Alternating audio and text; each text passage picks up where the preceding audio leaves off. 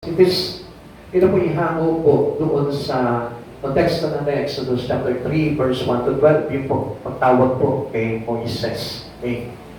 This setting of this text is in Midian. So, mula po doon sa lugar ng mga Ehipsyo, na Pero, doon po siya ay tumakas doon, umalis si Moises doon, at siya po ay napadpad doon po sa kanyang sa lugar po ng Midian, at doon na po siya kumbaga nagpastol ng kanyang tupa ng kanyang biyenan na si Jethro. Israel is in misery. So, ibig sabihin po nito, nandun po sa matinding kahirapan o pagdadalamhati, ito pong Israel sapagkat sila po alipin ng mga Ehipsyo po nung araw. God calls Moses to deliver His people. Kaya nga po, inatasan, tinawag si Moises para hanguin po itong mga Israelita sa pagkakakalipin po sa mga Israelita, sa mga Ehipsyo. Now, ano po ba ibig sabihin ito? Opo, papaliwanag ko lamang po muna sa inyo. Tayo po itinawag ng Panginoon, every one of us, individually, ikaw, yung katabi mo, tinawag ng Panginoon yan. Amen. And what is this calling all about to you by God? Ano yung pagtawag na yan? It is not only for yours, for you. Hindi lang para sa inyan, kundi the whole family of you. Yung sa buong sambayanan mo. Kaya gusto ko na malaman mo, hindi lang ikaw ang tinatawag ng Lord para mag-church dito, kundi maging yung mga anak mo, yung pamilya mo, yung lolo mo, yung kapag-anak mo, considering pinapalabas sa iyo ng Panginoon yan. And that was the task of your calling. Amen. Okay, itindihin po namin yan. Tingnan niyo po dito. Moses is now 80 years old. 80 years old. So meaning is old already. For 40 years, after 30 years, yung calling ng Lord dumating po sa kanya. He is tending sheep. Siya po ay nag-aalaga po ng mga tupa, ng mga kawan, ng kanyang biyenan na si Jethro. He is started by a bush, a place. Hanggang sa napagpad po siya, habang tinataboy niya po itong mga tupa niya, napagpad po siya sa bundok ng Horeb, sa Sinai, na kung saan natagpuan niya po yung maliit na puno doon na naglalagab lang. Pero nagtakang ngayon siya, sabi niya, bakit ganito? Naglalagab lang, pero hindi nga susunog yung maliit na puno. Kaya nga po, titignan po natin dito, there is miracle of our calling. Every one of us. Amen. Lahat tayo, kaya nga lang, it is not visible to our own eye na mayroong miracle na pinapakita sa atin ng Panginoon about our calling. Yung tawagin ka ng Panginoon, para maglingkod sa Kanya, para makakilala sa Kanya, it is already a miracle. Amen. It is what we so-called a place. Amen. So, hindi natin napapansin na naglalagablab yung calling natin pagdating sa Panginoon. The rose is not consumed. Nakita niya yung puno na nasusunog, pero hindi naman talaga nasusunog, nagliliyab. God speak to Moses from the burning bush. Kaya nagsalita po doon mula doon. So, let us consider a people or a person or a group of believers na kumatakbo sa iyo doon sa lugar na yon. Hindi niyo po ba napansin na kapag ang isang Kristiyano po ay humahayo, maalab? Ha? Amen. Na kapag ang isang lingkod ng Diyos na humahayo, maalab. At anong ginagawa niya? Anong ginagawa po itong isang Kristiyano na ito na naglilingkod sa Panginoon o humahayo? Nag-aakay. So, ang ibig sabihin, pag nag-aakayan, maalab ang espiritu niyan. Tama mo ba? Amen. Kasi pag tamad, wala po yan. Patay ang ilawan niyan. Patay po yung apoy niyan. Patay yung ningas niyan. Kaya hindi po gumagawa sa Panginoon. So, this is a place calling. Makikita mo, mamamangha ka. Sino ba daw ba parang ang init-init dito sa Panginoon? Yan. Parang ganun po yung burning bush. There is miracle happen. Amen. Ha? So, kung titignan po natin dito, magsasalita ang Diyos, katulad po kay Moises, nagsalita ang Diyos sa pamamagitan ng burning bush, ng punong nagliliyab. At sa atin din po, when God calling us, nagsasalita ang Diyos sa pamamagitan ng mga nag-aalab na lingkod niya. Amen. Amen? Amen. Ay, ganun pa kayo? Kaya pala mukhang puno si sister. Yan, hindi nyo napansin. Mukhang puno sa iyo na lagi nakatayo sa iyo. Yan ang nangangaral palagi sa iyo, nagsishare dyan. At lagi kang inaakay. Amen? Ganun po kasi yun eh. Okay, may alab. There is a place. Amen. Amen? Amen. Kasi nito, kapag ang isang Kristiyano walang alab, makikita mo yan, matamlay. Tingnan mo yung katabi mo. Pag matamlay yan, ibig sabihin, hindi nagliliyab yan. Liliyaban yan pagdating ng araw. Maniwala kayo. Amen? Naintindihan nyo? Mamaya, papakita ko sa inyo na kapag gumagawa sa Panginoon, mayroong ibang alam. Pero kapag hindi gumagawa naman sa Panginoon, pagdating ng araw, liliyaban. Mamaya. Papakita ko po sa inyo para maintindihan niyo po yan. Okay? Tuloy tayo. Why Moses may have questioned God's calling? Kuminsan ito rin si Moises mismo, dumating din yun sa pagkakataon na parang kino-question niya yung panawagan sa kanya ng Panginoon. Lalo na tayo sa panahon natin eh. Madalas na kino-question natin yung calling natin sa Lord. Hindi naman ako tinawag ng Lord. Ako, tatawagin, sino ko? Eh, wala nga akong nalalaman sa Biblia. Hindi nga ako nababasa ng Biblia. Kaya nga para maintindihan mo at hindi mo questionin ng Diyos sa panawagan sa iyo. Okay, bakit parang alanganin po si Moises sa pagtawag po sa kanya ng Diyos? Okay, unang-una, alam niyo kung bakit?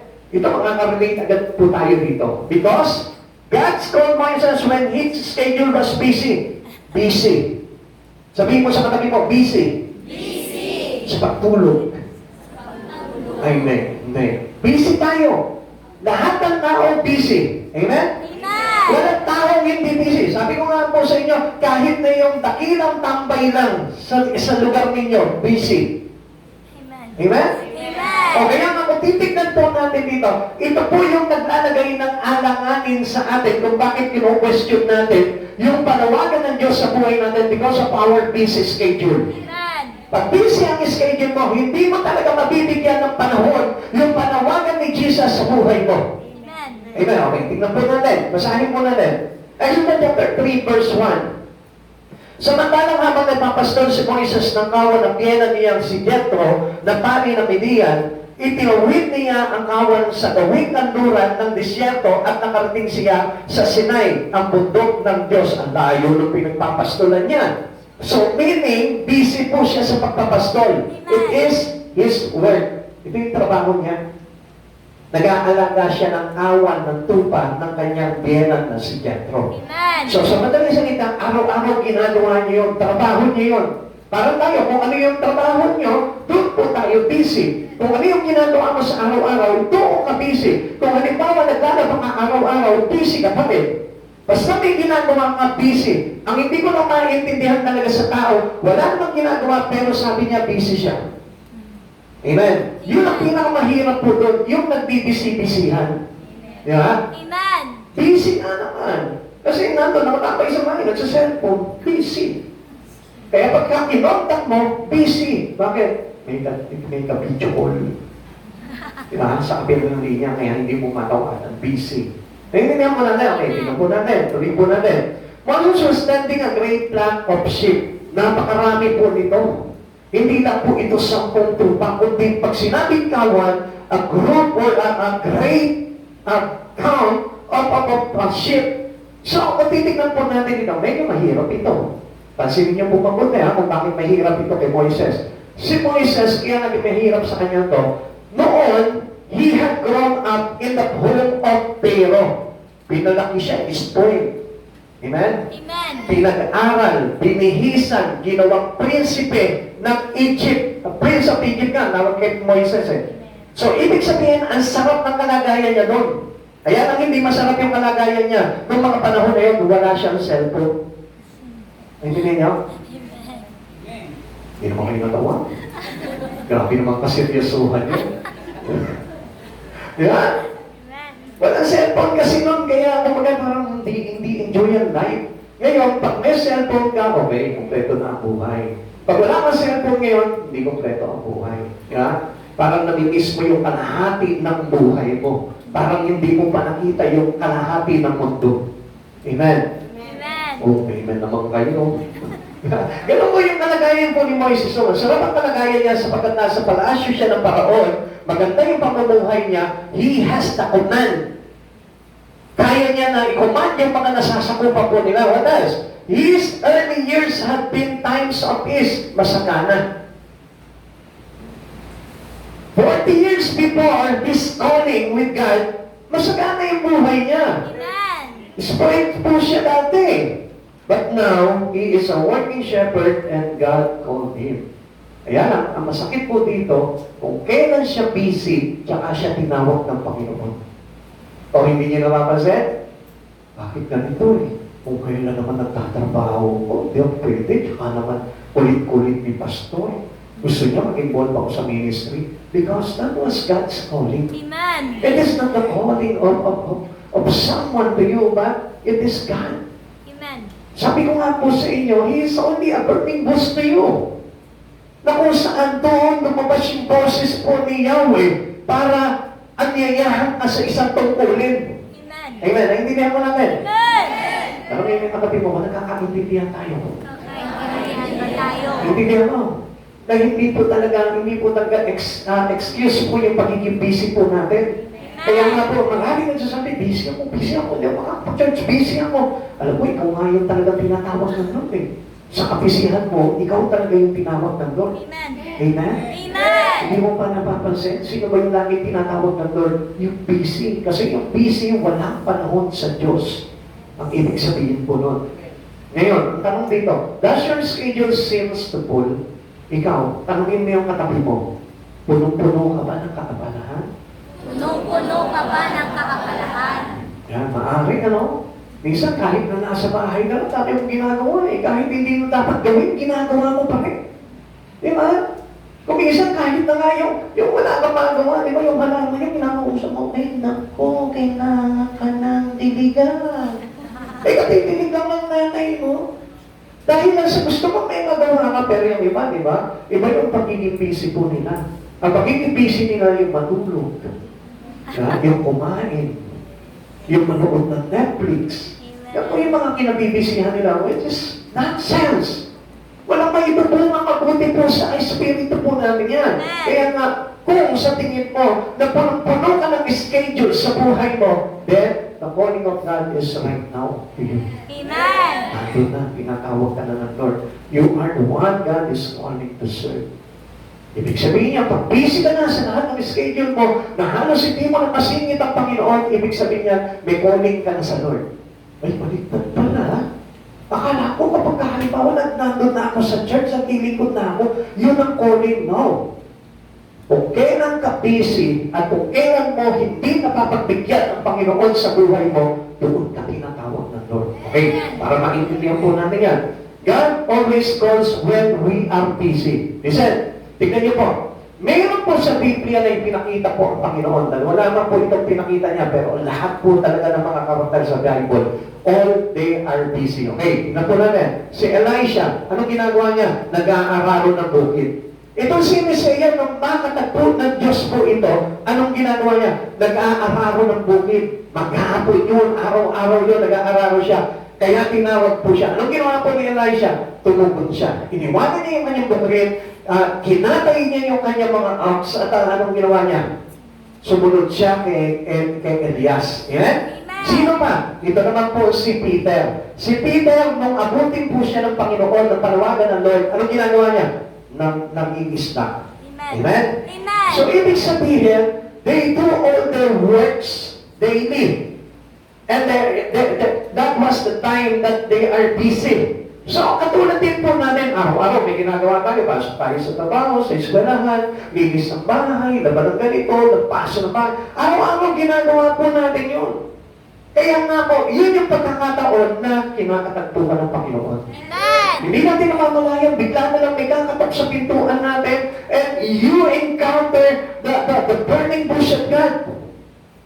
At sa pamamagitan po ng mga lingkod na ginagamit niya, na maalat po na humahayo para akayin po tayo, yun po yung miracle of His calling. Amen. A miracle of God's calling into your life. Na kapag may kumatok na sa pintuan mo, at hinayaya ka na napag-church, it is the miracle of God a place into your life. Amen. Kaya yung makikita mo, mapapansin mo, di ba kung minsan, open pa tayo. Bakit ganito? Pala mo naman, demonyo ko na inakan. Hindi ka sa demonyo. Hindi ka sa dahil makasalanan ka. Kundi ang gusto ng Lord talaga, magkaroon ng involvement, magkaroon ng gawain yung buhay mo para sa Lord. Amen. Amen. Yung po kasi yung sa isa ng buhay po ng tao eh. na hindi natin naiintindihan. Kala natin we can only spending our time, our life, into the things in earth, into this land. Kala natin dito lang inuubos ng buhay na ito.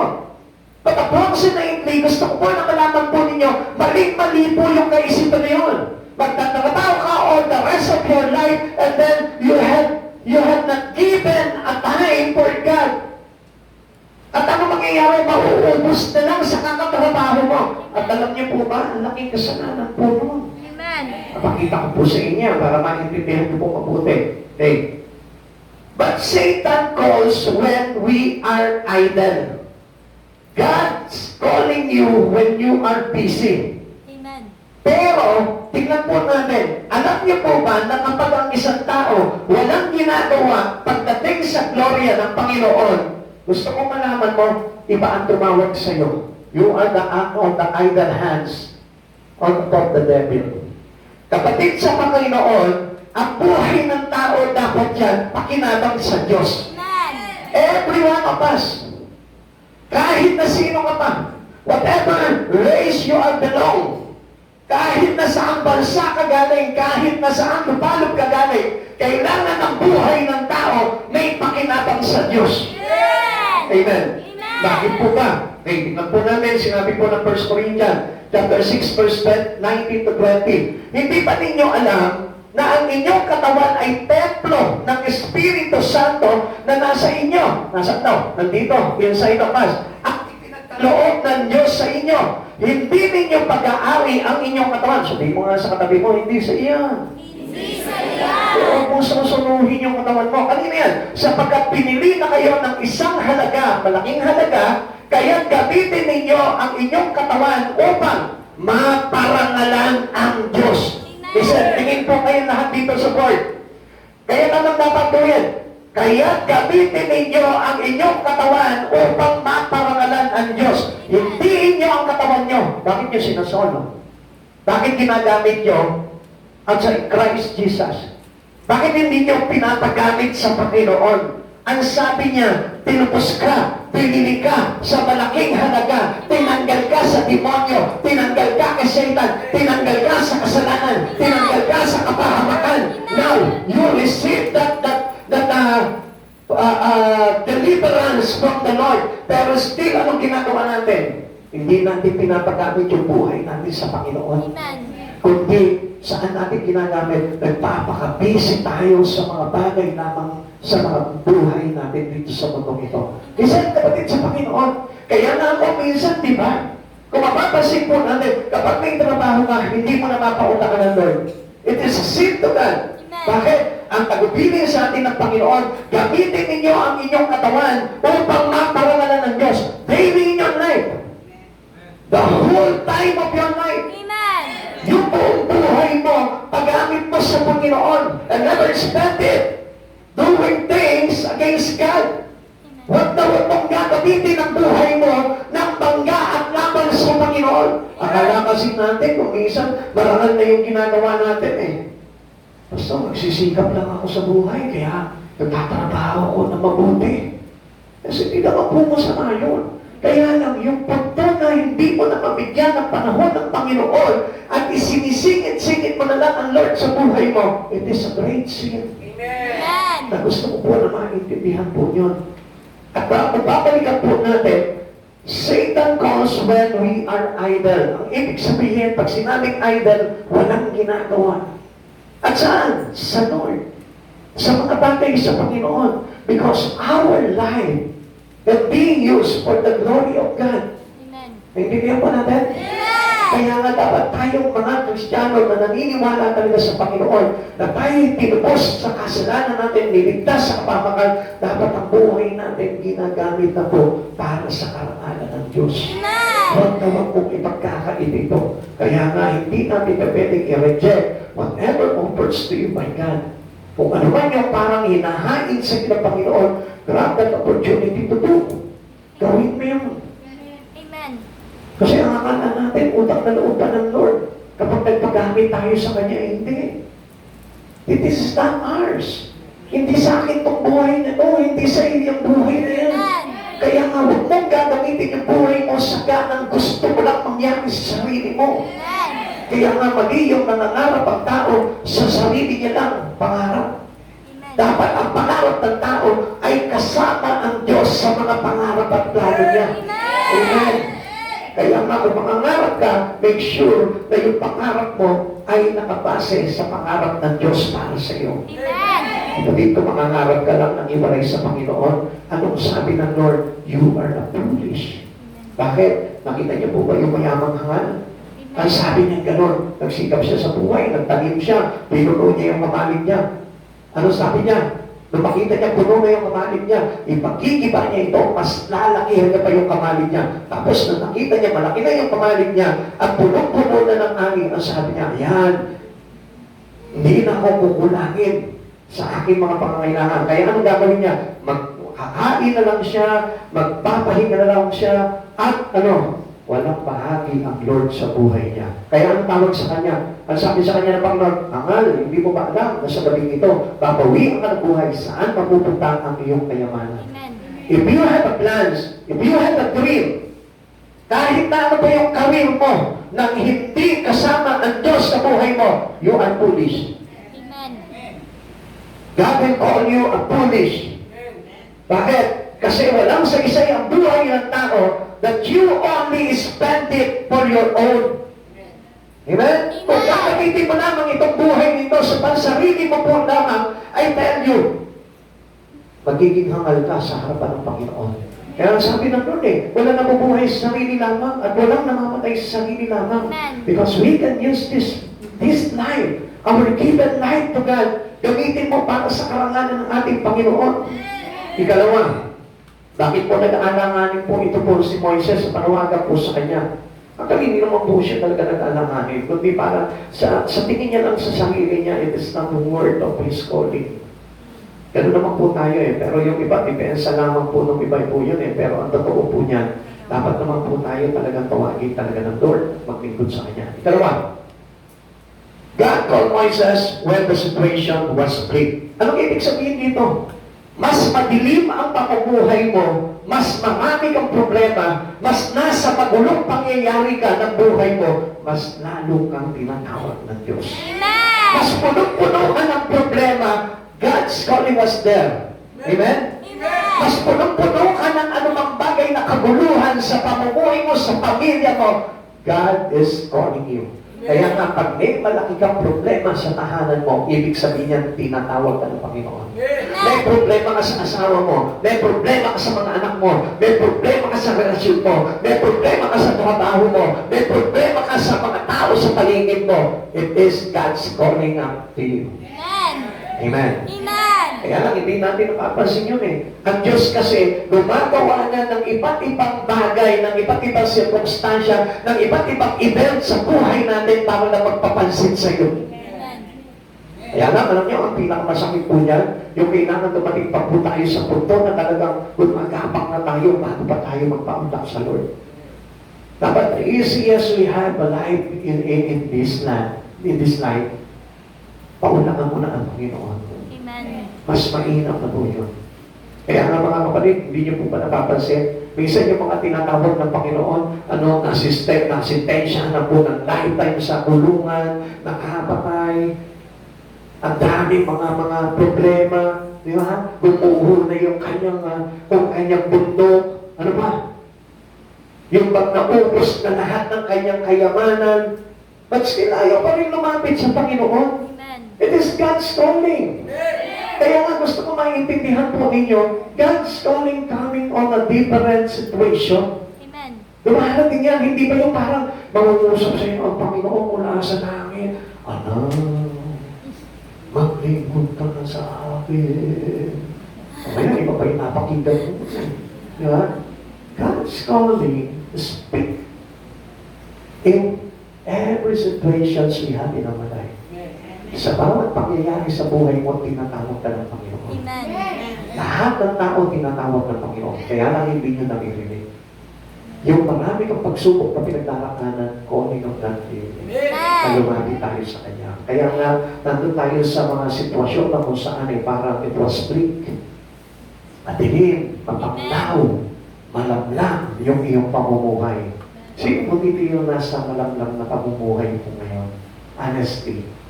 Pag sinabing malamlam na pamumuhay yung parang lagi kang walang pera, yung lagi magulo yung isipan mo, yung kapag ka may nakausap ka, high blood ka agad. Sino mo dito yung mga matanglaw ng pamumuhay? Yung walang kasiguraduhan na may darating magpagkain. Yan. Wala. Siyempre, hindi na naman kayo ang amin yan. Sasarilihin nyo na lang sa buhay po ninyo yan. Tapos pagdating ng buong ng bahay, tsaka iiyak sa Panginoon, problema. Wala ka sa buhay mo. Pinapaamin ka na nga ng Lord eh. When you speak about your life into God, ang Diyos doon lang gaganaw. Amen. Huwag mong susuluhin ang problema mo. Amen. Pag sinama mo yung problema mo, 100%, kakalat ka dyan sa plaza, mag-aakit ng ganyan ka. Di ba? Napansin niyo yung lumalapit palagi sa atin doon sa Kalasyaw? Yung girlfriend ni Brother Dave?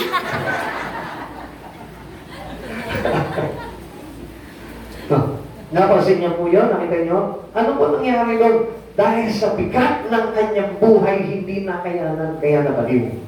Pero supposed to be, alam niyo, pag nandun tayo sa bigat ng buhay ngayon, panawagan ng Lord yun, at pag pinauntakan mo ang Panginoon sa buhay mo, hindi magyayari sa buhay. Amen. Amen. Amen. Doon susupilin ng Panginoon kung ano man yung bigat ng problema mo. Kaya nga tayo po na, kailangan nagpapakulak tayo sa Lord. Kaya hindi nyo napapansin. Minsan nga, pag nasa church ka na, di ba? Ang bigat-bigat ng mukha. Nasa church ka na, ha? Kasi hindi nga natin alam kung bakit ka nasa church eh. It is about the calling of God in your life. Hindi lang para basta ka makinig. Kasi nakikita ng Lord yung paghihirap natin, nakikita ng Lord yung daing mo. Kaya ano sabi niya kay Moises? Ikaw, Moises, ang maglalabas sa aking mga tao, sa bayan ko. Sabi niyo po, ganun dito, dahil naririnig ko ang kanilang daing at nakikita ko ang hinagpis nila na hirap na ginagawa sa nila ng mga Egyptian. Amen. Kapatid, hindi mo ba alam? Ikaw mismo, inilalabas ka na ng Panginoon sa pagkakaalipit mo sa mga pagsubok sa buhay, pero ang ginagawa natin, mas pinipili pa rin natin yung paghihirap. Kaya ko to, kaya ko to. Kaya anong nangyayari? Pagdating ng gabi, umiiyak. Iyak-iyak ka na lang ng paggabi. Wala makakatulong sa iyo sa iyak mo. Pag lingguran mo ang Diyos sa buhay mo, makikita mo, lahat ng bagay na problema mo sa buhay mo, maiigip sa buhay. Amen. Exodus chapter 3, verse 7, sabi dito, sinabi sa kanya ni Yahweh, nakita kong labis na pinahihirapan ang mga Egyptyo, ang aking bayan. Alam ko ang hirap ng kanilang tinitiis at narinig ko ang kanilang pagdaing. Ano din po yun? Kaya ang tinatawag ng Panginoon, isang araw kasi dumating ka sa Panginoon. Isang araw sabi mo, pagod na ako sa buhay mo ito. Yung kang kamalay-malay, salita mo lang sa mga anak mo yan. Mga anak! Wala na kayong ginawa, hindi na kayo nakatulong sa akin. Pagod na ako. Hirap na ako kung saan ako kukuha ng papakain ko sa inyo. Hindi mo ba alam, naririnig ka ng Lord? Kaya ngayon, tinawag ka ng Lord. Narinig niya yung taing mo. Kaya anong sabi ng Lord? Pagod ka naman eh. Come to me. Lumapit ka sa akin. Ikaw na napapagal, nabibigatan sa iyong pasanin, at papagaanin ko yan. Amen. Amen? Amen. Kaya lang, anong ginagawa natin? Ha? Nire-resist natin ang Lord. Kaya ko to! Kaya ko to! Ano? Hindi mo na kaya yan. Kaya ko to! Kaya ko to! Ha? Kaya anong nangyari? Kahit hindi ka na tinatanong ng Lord, kaya ko to!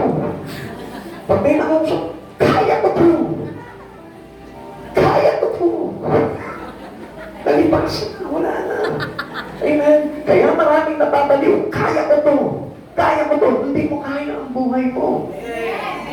I can do all things through Christ who strengthened me. Kaya ka tinatawag ng Diyos kasi pinalalakas ka ng Panginoon para hindi ka maging baliw. Alam niyo ba, bakit nagiging baliw ang tao? Next to depression is insanity. It is the cycle of the pit of Satan na kung saan lalagyan ka ng stress, lalagyan ka ng down, lalagyan ka ng fear, lalagyan ka ng anxiety. At pagkatapos po nun, nung isang ikot na yon, depression. At isang ikot pa nun, insanity.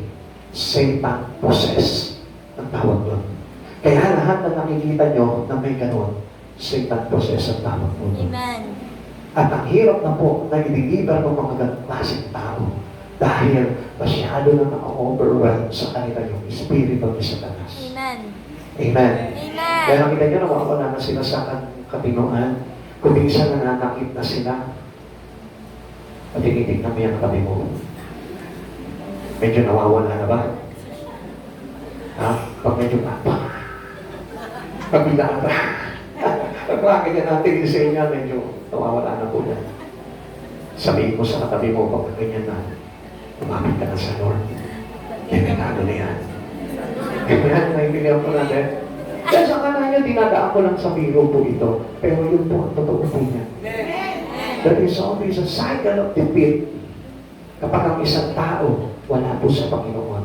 Kaya tayo tinatawag ng Lord for us to submit our life to Jesus. When you serve Jesus, ang ibig sabihin nun, you submit your life to Him. You commit your life to Jesus.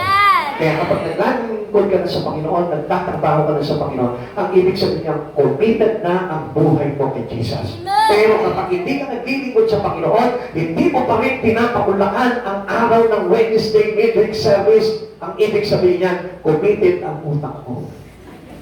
Bakit? Hindi niyo po napapansin? Bakit? Hindi niyo po ba alam na ang panawagan ng Panginoon ay panawagan sa isang pagliligtas? Ang panawagan ng Panginoon ay panawagan sa isang pagpapalaya. Ang panawagan ng Panginoon ay panawagan sa isang paginhawak pamumuhay. Maraming kalakip ang panawagan ng Diyos sa buhay mo. Hindi lamang para paglingkuran ng Diyos, kundi para palayain ka sa anumang mga panigalan ng buhay mo. Amen. Dahil narinig ng Diyos yung iyong daing. Narinig ng Diyos at nakita ng Diyos yung iyong paghihirap. Kaya anong ginagawa ng Diyos? Anak, halika dito. Pagod na pagod ka na. Pagal ka na. Halika, pagpapahiyahin kita. Amen. Minsan alam nyo, hirap na hirap na tayo sa buhay po natin. Pero ayaw pa nating sumuko. Ano ba pagsuko ang kailangan natin? Yung pagsuko natin sa Panginoon, hindi yung pagsuko sa buhay, kundi pagsuko sa Panginoon. Minsan hindi mo na alam kung anong gagawin mo, pero hindi mo pa rin tinatanong ang Panginoon. Ask the Lord when problem comes. Pag nagugulahan ka na, if you are already confused, tanungin mo na ang Diyos, Lord, ito na ba yung panawagan mo sa akin? Kailangan na ba kitang paglingkuran? Kailangan ko na ba mag-araw-araw sa iyo? Kailangan ko na ba magpaka-busy sa iyo? Kailangan ko na ba na lapagin ang buhay ko? Mga kapatid sa Panginoon, kasi kung minsan kaya hindi po tayo mga sunod sa Panginoon, ayaw mong paggain yung sarili mo eh. Lagi tayo nakakayon sa sarili natin. Alam mo, ang sabi ng Lord, if you want to follow me, deny yourself. Kalimutan mo yung sarili mo. Kalimutan mo yung trabaho mo. Kalimutan mo yung kapisyan mo. Kalimutan mo kung ano yung mga nagpapabigyan sa iyo. And then, focus on Christ Jesus. Fix your eyes unto the Lord, the owner and finisher of your faith. Kapatid, He is the Alpha and Omega. He sees our beginning and He sees our end. Kaya nga, ang ibig sabihin nun, if we focus our life to God, hindi tayo mapapano sapagkat alam ng Diyos kung ano ang gagawin niya sa atin para maging maganda ang buhay mo. Amen. He knows everything on us. He knows every stages of our life. Alam niyo yun, bata ka, nagkaedad ka ng konti, nag-adult ka, at tumanda ka, alam ng Diyos kung ano ang makakabuti sa iyo. Kaya nga, if we give our life into God, gusto ko malaman mo, magiging maayos ang buhay ng tao. Kaya nga na po, nagkakaroon po tayo ng mga masasakit na pangyayari na kung minsan parang hindi natin mapigilan. Alam niyo kung bakit? Kasi dahil sa hiwalay tayo sa Panginoon, hindi makontrol ng Lord yung buhay po natin. Kaya po tayo nagkakaroon ng tinatawag na life of blick. yung mapanglaw na pamumuhay, yung malungkot na buhay, yung madilim na karimlan. Amen. In Egypt, things were bad for Israel. Nung nasa Egypt po sila, alipin po sila ng mga Egyptyo. Kaya nga po, kung mapapansin po natin dito, there is a cruel taskmaster which is low in moral. So ang ibig sabihin po dito masama, walang habag, walang awa, yung nagbibigay po sa kanila ng gagawin po nila. Gumagawa po sila ng tisak na dayami, sa dayami. Kaya alam niyo yung pahirap po sa kanila, hindi sila pinapasweldo, pakain ng kulang pa. So sa magaling salita, alipin sila, kailangan nilang gumawa. At alam niyo po ba kung anong ibig sabihin po nila, minsan mga kapatid sa Panginoon? Hindi niyo po ba alam, pagod na pagod ka na sa trabaho. Halos wala kang karapatan magpahinga. Yung ipapahinga mo na lang, ipapaalam mo pa sa boss mo. And supposed to be, you are free to take your rest. Amen. Bakit kailangan, boss? Pwede po ba ako mag-leave? 1 week lang. Hindi ba pwede? 2 days lang. Boss, kahit 3 days lang. Hindi ba pwede? 2 days lang talaga. Hindi niyo po napansin yun? Buhay mo yan. Ang may-ari dyan, walang iba si God. Amen. It is freely giving you your life Amen. by God and not by your boss. Amen. Pero ang boss mo, ang umahawak, ang kumokontrol ng buhay mo. Papasok kayo ng early, maaga. Pagka hindi kayo pumasok ng maaga, late kayo, kalta sa sweldo nyo. At uuwi kayo, mag-overtime kayo. Pag hindi kayo nag-overtime, suspendito kayo. Diba? Ang bigat eh. There is no moral. So ang ibig sabihin po nito, parang wala tayong karapatan. Parang wala tayong kalayaan. Pero in God, we can do freely. Amen. Amen? Hindi niyo po napansin? Kaya nga po, nandun sila sa pang-aalipin po ng Egyptyo, ng Paraon. At hindi natin nakikita, tayo po mismo, enjoy tayo sa trabaho natin. Siyempre, kumikita. Pero ang hindi mo namamalayan, alipin ka pala. Amen? Amen. Kaya, ano po ang advice ko sa mga Kristiyano? Magnegosyo ba? Huwag ka mamasukan. Think big. Amen. Lakihan mo. Nag-aaral ka, nagbabayad ka sa eskwelahan. Ang taas ng pangarap mo. Tapos, yung pala, alipin ka lang. Buksan natin yung pananaw natin. Alam niyo po ba ang sabi po ni Jack Ma, yung Chinese millionaire? Ang sabi niya, sino ang mga yumayaman? Ang yumayaman, hindi yung namamasukan, kundi yung mga kapitalista. Yung mga may-ari ng negosyo. Eh kung nag-aaral ka, bakit hindi ka magnegosyo? Ba't kailangan pumunta ka sa ibang bansa, mamasukan ka, magpaalipin ka sa mga banyaga? Bakit hindi ka magsarili? At ikaw yung humawak ng tao, boss ka. Ang sabi ng Deuteronomy, you are a head, not a tail. Hindi ka buntot, ulo ka. Amen. If you are belong to God, ibig sabihin po niyan, you have the authority Amen. to become a leader. Kaya every Christian must be a leader. Kaya nga tayo, tinitrain up po tayo dito eh. There is no such member, attender. You must be a leader. Amen. Kaya nga, if you think na tayo sa Panginoon, kailangan maging leader ka. At paano yung pagiging leader? You handle a flocks.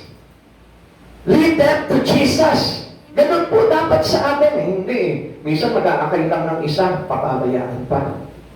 Kaya nga mahalaga na tayo po talaga sa Lord nagtatrabaho sapagkat sa Lord yung buhay po natin ay hindi sakal. Amen. Pag sa mundo ka nagtrabaho, hindi mo napapansin sakal na sakal ka. Alam niyo po ba yung kasabihan? That most of the years of your life, di ba? Yung halos kabuuan ng buhay mo napunta lang sa pagtatrabaho. Di ba napansin? Amen. Isipin niyo mabuti. Ilang taon ng retirement? 60 years old. Paano ko ma-enjoy yung buhay nun? Makakasakay ka pa pa ng roller coaster nun? Masakit na ang balakang mo? Ha? Hindi na po. Hindi mo na magagawa yun. Makakapag-basketball ka pa ba? habang dumadang ng purihan.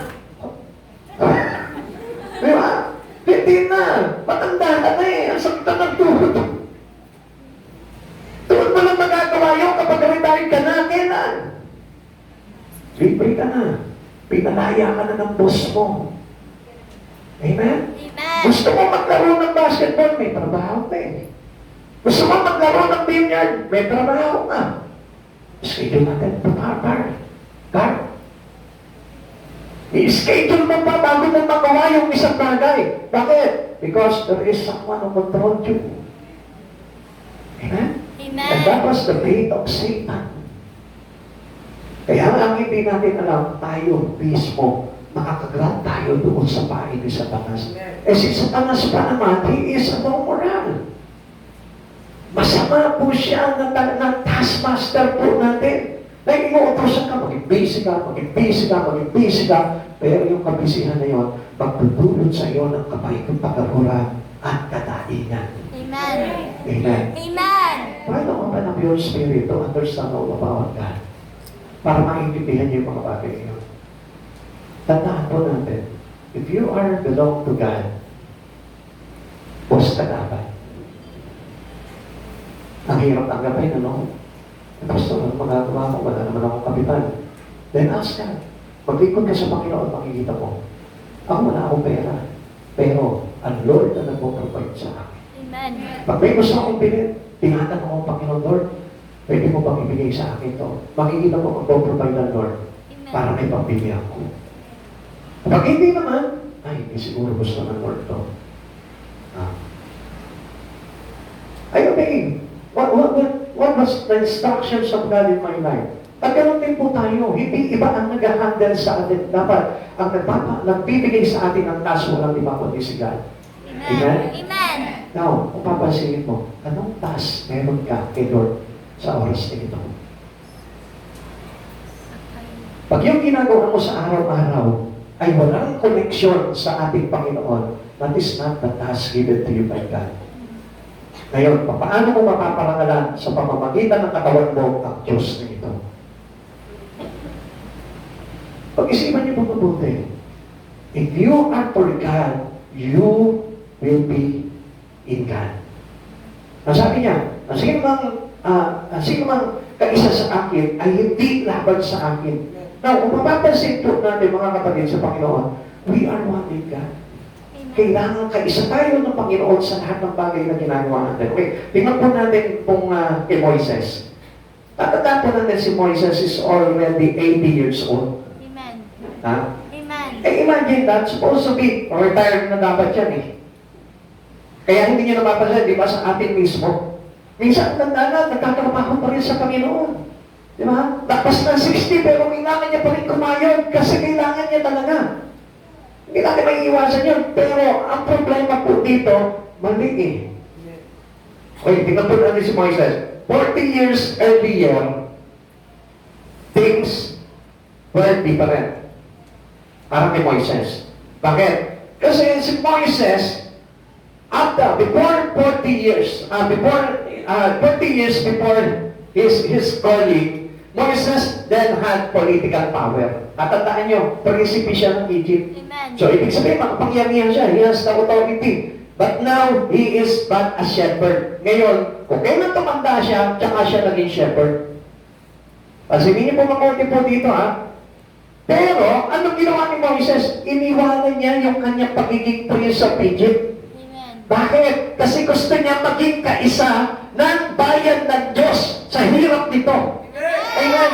Kaya kung mapapansin po natin, yun yung ayaw natin, pero ang hindi natin alam, yung nagpapahirap sa atin walang iba, kundi si Satan. Amen. Kung minsan nakakala po natin, dahil ito yung makakaginawa sa buhay ko, ang hindi pala natin alam, alipin pala tayo. Ano? Amen. Naintindihan nyo? Amen. Subukan nyo, sige.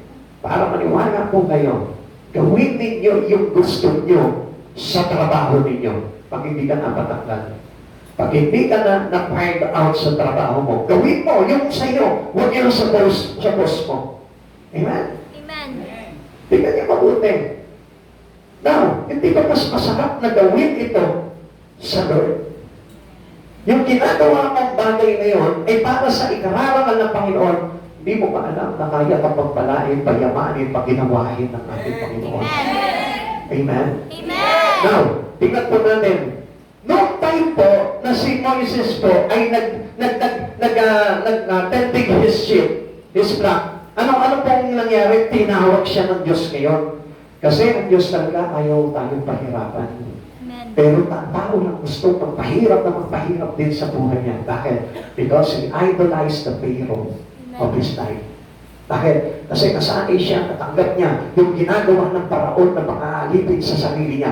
Kaya ano nangyari? Yung mentality niya naging slave. Totally slave. Alipin ako, alipin ako. Alipin ka ng ano? Alipin ka ng araw-araw na papumuhay mo sa mundong ito. And supposed to be, mayroon tayong kapangyarihan to manage everything in the world. Amen. Matandaan niyo ba yun?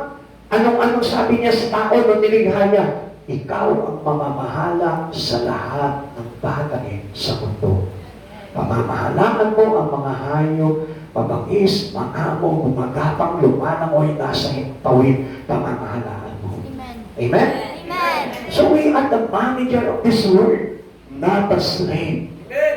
Not a servant to this world. Amen. We are only a servant to Christ Jesus and not to this world.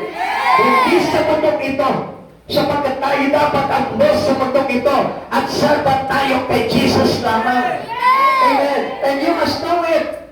Kung ikaw ay magpapaalipin, dapat kay Lord ka magpaalipin sapagkat ang buhay mo ay tilbos pinayaran para hindi ka mainipiyano. Amen.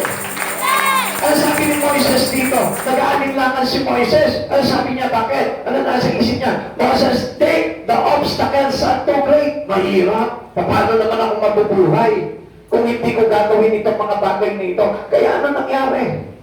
Parang na-complaisance na lang siya. Ang ginawa niya, parang ginawa ko ng mga Israelita, dito na lang kami. Okay na dito, kahit pa paano kumakain kami. Mga kapatid sa Panginoon, hindi yan ang pangarap ng Diyos sa buhay mo. Amen. Ang pangarap ng Diyos sa iyo, mataas, malaki. Anong sabi ni Jesus? Aalis ako.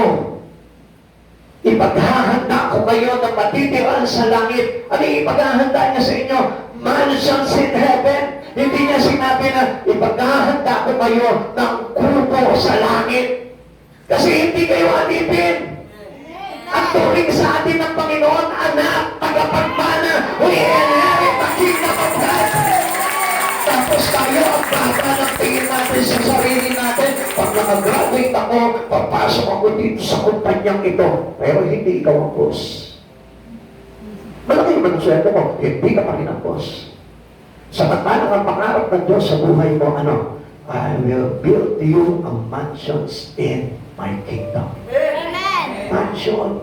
Hindi ka niya gagawa ng barong-barong. Hindi ka niya gagawa ng tapal-tapal na kahoy. Hindi ka niya gagawa ng parang ang bahay kulto lang. Kundi ang gagawin niya sa iyo, mansions in heaven. So meaning you are special to God.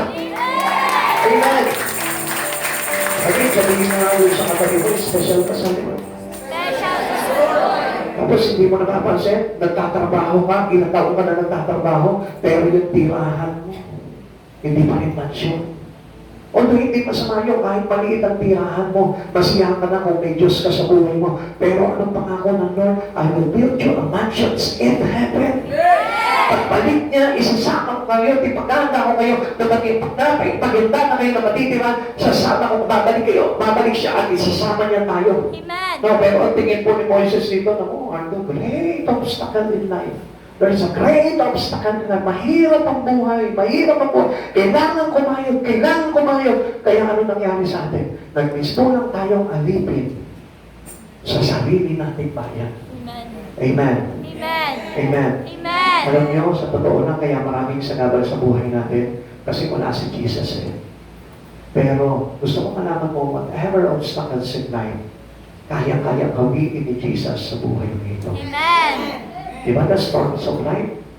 Kinalaman ng Diyos yun. Kinantahan lang ni Jesus yan, kalma. Baby, kalma. Diba? Habang ginigising siya ng mga alakan, Sabi niya, Guru, medyo maalitan na, ang lakas na ng bagyo, lulubog na tayo, hindi po ba kayo nagmamalasakit sa amin, mamamatay na kami. Gumising si Jesus, tumayo sa harapan, tinaas yung kamay, kalma. Baby, kalma. Hindi yun ang sinabi, baka mamaya mag-preach kayo sa plaza. Ito sinabi ni Jesus, habang pinipitin niya, sinasaway niya ang unos. Sumayaw siya ng, kalma. Baby, kalma. Sabi niya, hangin, tumigil ka! Alo, pumayaba ka! Pumayaba. Diba? Now, ano bang hirap sa buhay mo?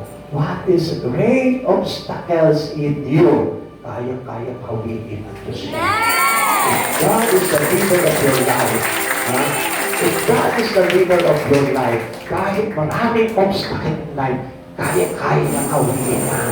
Kaya-kaya niya dumaan dyan. Nakairita away na ako, napatid na rin yung praise the Lord. Kaya-kayang hawiin ng Lord, whatever obstacle we have. Kaya nga, tayo kay Jesus, dapat tayo maglilingkod. At hindi sa mundong ito, open up your mind. Set your mentality. Baguhin niyo yung mentalidad niyo. Do not have a poor mentality. Mahirap ang buhay, mahirap ang buhay. Walang pera, walang pera. Ano ka, tumangkin nyo?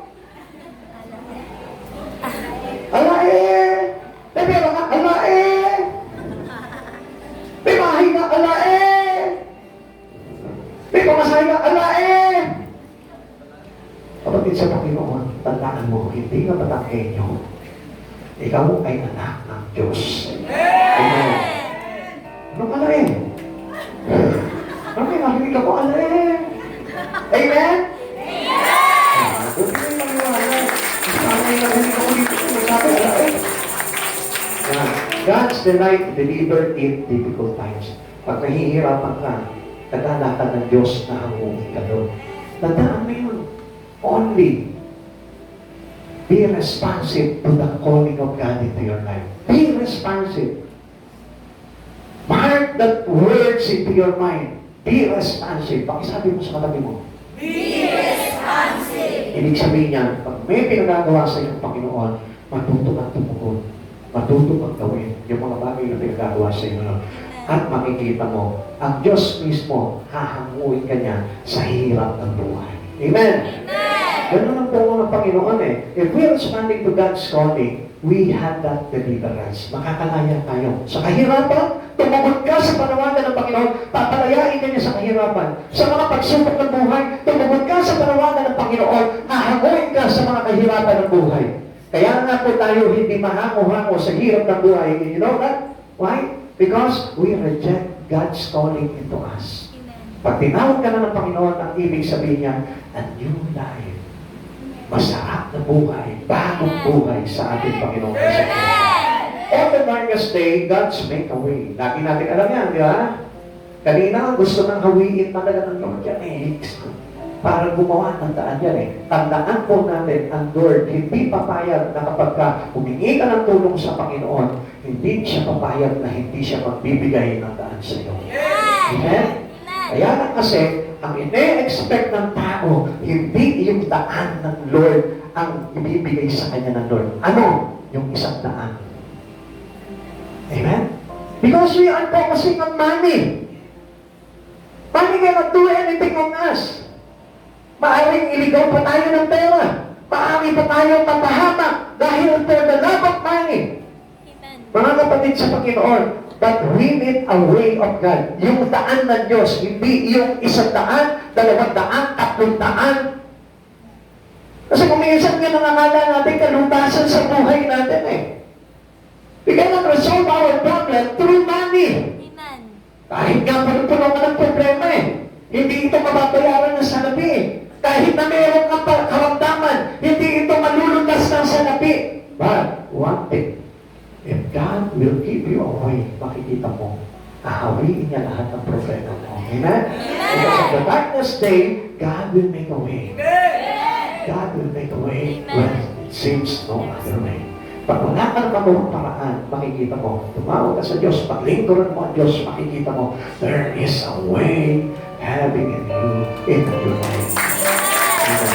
Isaiah chapter 42, verse 16, iyan ang sinasabi, sabi ko dito, iyan ang sinasabi ni Yahweh na siyang gumawa ng daan sa gitna ng dagat upang maging kalsadang tawiran. Amen?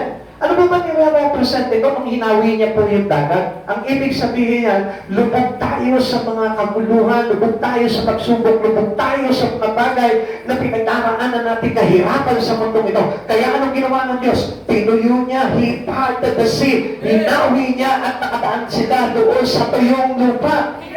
Kapatid sa Panginoon, lahat ng bagyo, lahat ng tubig, lahat ng dagat na nagpapalubog ng buhay mo, kaya tuyuin ng Diyos yan. Kung matututo ka lamang na tumugon sa panawagan ng Panginoon, do not have the idol spirit. Pag sinabing idol spirit, ayaw gumawa sa Panginoon, ayaw maglingkod sa Panginoon, ayaw magpaulak sa paanyaya ng Panginoon. Do not have that idol spirit.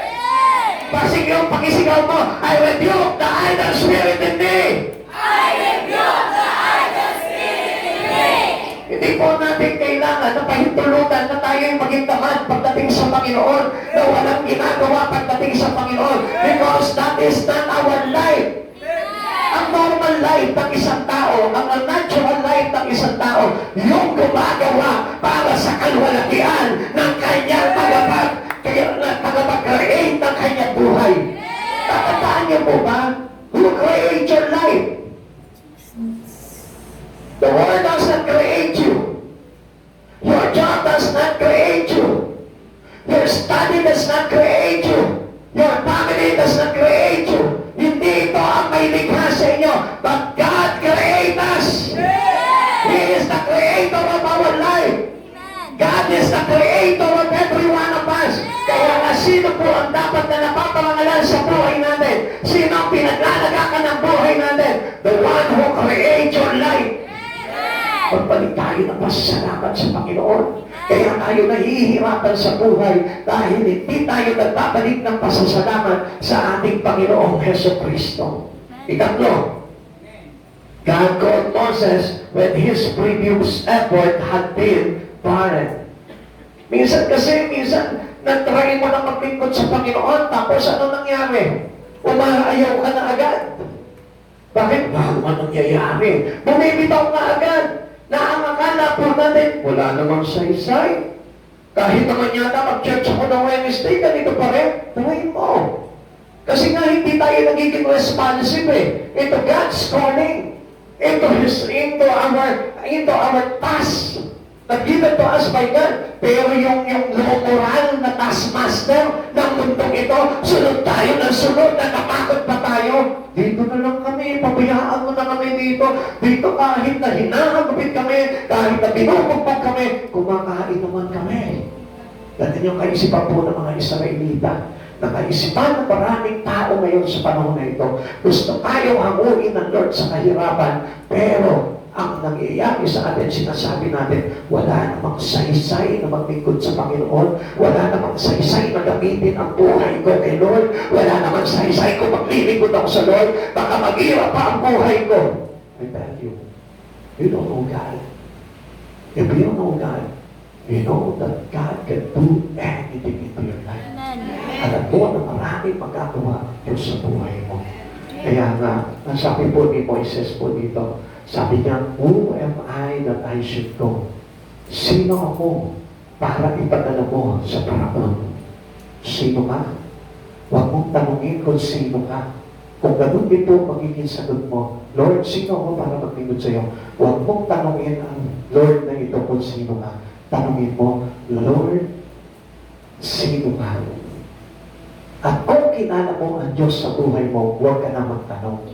Dahil kung kilala mo kung sino yung tumatawag sa iyo, I tell you, isang bagay lang ang sasabihin mo, Lord, send me. Amen? Amen. Tulad po ni Isaiah. Ang daming dahilan din po ni Isaiah eh. Sabi ni Isaiah, mahina siya sa pagsasalita. Pero ang sabi sa kanya ni Lord, tinampi sa kanyang labi. At anong sabi niya? Asa yun na ngayon ang salita. Kapatid sa Panginoon, if you have a tender heart to give to Jesus or a service to Him. So, malaman mo, ano ang hirap meron ka sa buhay na ito, kayang pag-uwi ng Diyos yun. At huwag ka matakot sa buhay dahil anumang bagay na iiwanan mo for the glory of God, papalitan sa iyo ng masigit na mainam. Amen. Amen. Sabi po dito, Exodus chapter 3, verse 11, sumagot si Moises, sino po ako para humarap sa Paraon at ilabas ang bayang Israel mula sa Ehipto? Lagi po tayo nag-question sa Panginoon eh. We always keep on questioning God into our calling. Lord, sino naman ako, Lord? Bakit maglingkod sa iyo? Hindi naman calling ko yan eh. Hindi mo nga calling, pero calling ng Lord yan para sa iyo. Minsan sinasabi natin, wala akong panawagan. Why? Because you place your own life because you don't want to serve God. Wala naman akong panawagan magpastor eh. Wala naman akong panawagan para maglingkod sa Panginoon eh. I tell you what, ikaw lang ang may sabi nun, pero ang sabi ng Lord, He is calling every one of us. Lahat tayo tinatawag ng Panginoon. Bakit? Kaya tayo tinatawag ng Panginoon to submit our life to Jesus. And when we serve God, that was the time we submit. Yun yung panahon na nagsasabit tayo. Alam niyo po ba mga kapatid sa Panginoon, hindi natin masasabit ang buhay natin sa Panginoon kung church lang po tayo. And that is the real truth. Kailangan meron tayong task na tinagawa sa Panginoon. Bakit? How can you show your obedience to God? Hindi niyo po ba alam? Ang pagsunod sa Panginoon is obedient to God. Kaya nga pagsunod eh. Because we need a task from God and we must obey the task. Amen. Mga kapatid sa Panginoon, paano ka makakapaglingkod sa Panginoon kung wala kang tatanggapin task? And everything also written here is a task for us. Amen. Tungkulin, gampanin na dapat natin gawin para makita if you are obedient to Him. Amen. At alam niyo po ba yung tinatawag na children of God? They are obedient to God. Hindi na pwede tayo tawagin obedient children of God if we won't obey God in our life. Kung hindi tayo sumusunod sa kanyang mga kautusan, hindi tayo sumusunod sa kalooban ng Diyos, we are not we are not a children to Him. Amen. Naintindihan po natin? Amen. He tried before and failed. Ito po si Moses po nung araw, wala siya sa Lord, pero gumagawa siya sa sarili niyang pamamaraan. Likewise, tayo po. Minsan tayo po, tinataguyod natin yung buhay natin. Sarili natin paraan, pero ano nangyari? It failed. Tingnan po natin, sabi po ng Luan chapter 7, verse 20 to 25. Noong ipinanganak si Moises, isang batang kinalugdan ng Diyos, 3 buwan siya inalagaan sa kanilang tahanan, at nang siya itambol, inampun siya ng anak na babae ng Paraon, at pinalaking parang sariling anak. Tinuruan siya sa lahat ng karunungan ng mga Ehipsyo, at siya'y naging dakila sa salita at sa gawa. Tuloy natin. Nang si Moises ay 40 taong naisipan niyang dalawin ang kanyang mga kababayang Israelita upang tingnan ang kanilang kalagayan. Nakita niyang inaapi ng isang Ehipsyo ang isa sa kanila. Kaya pinagtanggol niya ito, napatay niya ang Ehipsyong iyon.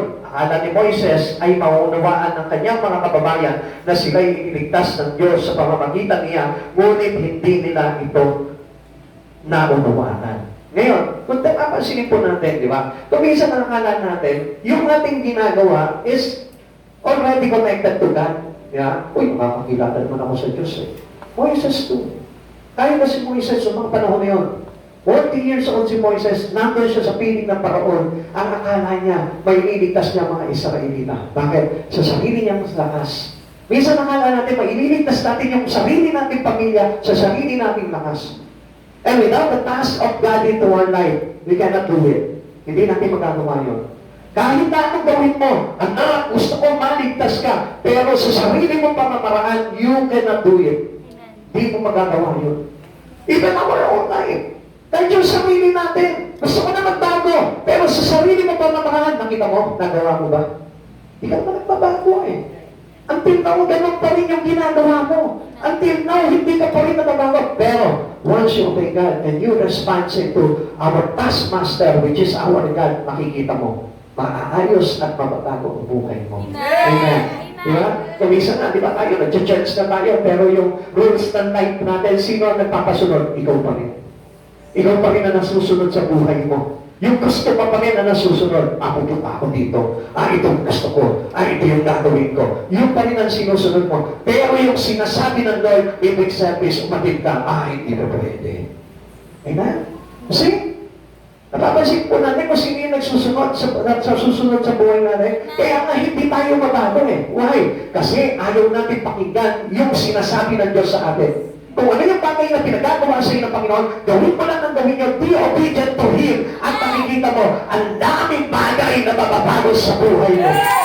Amen. Kaya ano nangyari? Alam niyo, sa ganung pagkakataon, kapag hindi tayo sumusunod sa Panginoon, nasisiraan tayo ng loob. Kaya ano nangyari kay Moises noong mga panahon na yon? He has no self-confidence. Wala na eh. Kasi kung gumawa siya sa sarili niya, hindi nagtagumpay. Amen? Tandaan niyo po yun, napatay niya yung isang Egyptio. May nakakita sa kanya, kaya anong ginawa niya? Tumakas siya, kaya siya napagpad po ng Midian doon sa kanyang biyena. Okay, now, tingnan po natin ang difference po niyan. What is the difference? The difference, God's time and God's power is none of Moises. Noong mga panahon na yun, 40 years old si Moises, gumagawa siya sa sarili niya lamang, pero wala yung tinatawag na God's time and God's power. Kaya po ba itong God's time na to at God's power? When you are now submitting your life to Jesus. Yung ipinapasakot mo na yung buhay mo kay Jesus. Yung si Jesus na nagpaplano ng buhay mo. Yung si Jesus na nag-i-schedule sa buhay mo. Anak, ito yung gagawin mo sa maghapon na ito. Anak, ito yung paggagawin mo para sa akin. Anak, ito yung pupuntahan mo. Yun po yung tinatawag na submitted to Jesus. Amen. Ito na yung parang ikaw pa rin yung may control sa lahat ng bagay sa buhay mo. Ito yung gusto kong gawin, ito yung gagawin ko. Even though you commit sin, still ginagawa mo pa rin. Ibig sabihin yan, wala pa rin po tayong submission sa Panginoon. And still, it's not the God's time and God's power. Amen. It is your power and it is your time. Your only power and time, yun lamang po yung ginagawa natin. Amen. And not the God's time and God's power. Mahalaga po yun. Malaki ang pagkakaiba po nun. Ganyan tayo dati nung wala pa tayo sa Panginoon. Ang sinusunod natin oras, yung oras natin. Ang sinusunod natin kapangyarihan, yung kapangyarihan natin, at hindi yung sa Diyos. Moses said, been high and mighty nung nandun siya sa paraon. Pero, now, humble and meek. Kapatid sa Panginoon, if you really know that your life is now in God, makikita mo yung sarili mo na mababa at mahinahon sa harapan ng Panginoon. Pero kung palag ka pa ng palag, pagdating sa mga bagay sa Panginoon, I tell you, it is your time and power only. And at God's time and at God's power. Kasi mahalaga yung God's time at God's power na ipinaiiral ng isang taong nananampalataya sa Panginoon. Amen. And without that, kung nanananan ka lamang sa sarili mong lakas, I tell you, hindi ka talaga sa Panginoon. Sa sarili mo lang ikaw. He is God's man for that nation. Kaya tinawag po ito si Moises. Ngayon, makita niya ang pagkakaiba ng bagay ngayon. Amen. 1 Peter chapter 5, verse 6. Therefore, humble themselves under the mighty hands of God, and He may exalt you in due time. Itataas ka ng Panginoon. Mahirap yung kalagayan mo ngayon. Masalupuot yung buhay mo ngayon. Mapanglaw yung buhay mo ngayon. But one thing, I assure you, pag ipinasakot mo ang buhay mo, naghamol ka sa harapan ng Panginoon, itataas ka ng Panginoon. Amen. Ibabatog ka ng Panginoon pagdating ng araw. Amen. Ayaw lahat ay magsitayo sa Panginoon. Kaya nga pasakot kayo sa pangyarihan ng Diyos at dadakilain yan kayo pagdating ng takdang panahon. Huwag mong akalain na kaya na natin po ang lahat. Huwag natin isipin na lahat ng ginagawa natin ay kaya natin. Hindi natin kaya. Without any help of the Lord, hindi natin magagawa yan. Ihanda po natin yung ating sarili.